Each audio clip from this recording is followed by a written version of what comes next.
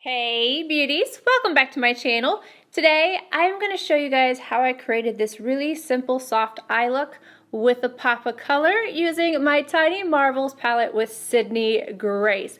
I've had a few people ask to do a softer eye look, but then also for the softer eye look with a pop of color. So that's what I did today. I tried to keep things much softer than what I tend to do on camera. And then I also am talking through the tutorial about how you can change that color out if you don't want the pop of color, or different placements for the pop of color, as well as if you want to deepen this up just a little bit. So if you'd like to see that, just stay tuned. But I also have some news for you guys.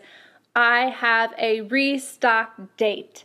The date is July 5th. This baby will be back in stock, and I will make sure to put up a reminder for you guys. I'm trying to do this a little bit early so that you guys know beforehand. But anywho, let's go ahead and get into this look.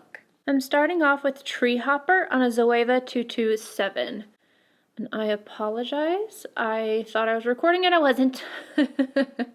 I was saying I use this shade all the time as my transition, and that's basically what I'm doing today as well. Starting it on the lid and then working upward. I'm going to make sure this outer portion is smoked out. I really want to be able to see this shade on this outer portion, like kind of peeking through. And then I just take the excess from my brush and blend it inward. But I'm not really concentrated on getting a lot of pigmentation here, just mainly out here. Next up, I'm taking just a little bit of Death Moth on a REPHR 14. I don't want to go in with too much of this, because I don't want it to get too dark. I'm going to take a little excess over here. But I do like to have a little definition on my outer corner. I feel like it just makes the eye more defined, obviously. If you wanted to make this look more dramatic, you could go in with Spider and really bump it up just right on top of Death Moth and just a little lower, bringing Death Moth up higher and placing Spider right here. But I'm going to keep it softer today. Soft, easy look, circular motions, just making sure everything is blended out. For the lid, I'm going to start off with Marvel on a REPHR 28. I'm trying not to pick up too much pigment from these colors because I want to be a little bit more subdued, a little bit more of like a wash. So I'm putting this on the center of the lid, slightly over the other color on the outer edge. And up into the creases a little bit. And then I'm going to wipe off this brush, grab the shade Web with the same brush, and I'm going to start placing that on the inner corner. And going to go upwards as well, kind of going over Marvel. But I'm going to pick that shade up again once more. Just want to blend this into my skin and merge shades together. Same brush, Marvel. I'm going to add that right back into the center. REPHR number 3, Flutterby.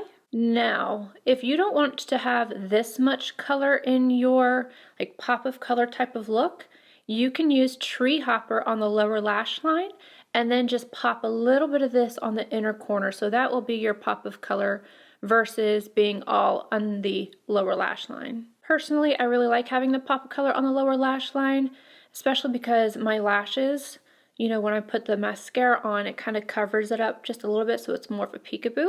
But it does look nice on the inner corner as well. I, however, am going to go in with more Web on a Bristles Beauty P06 RF.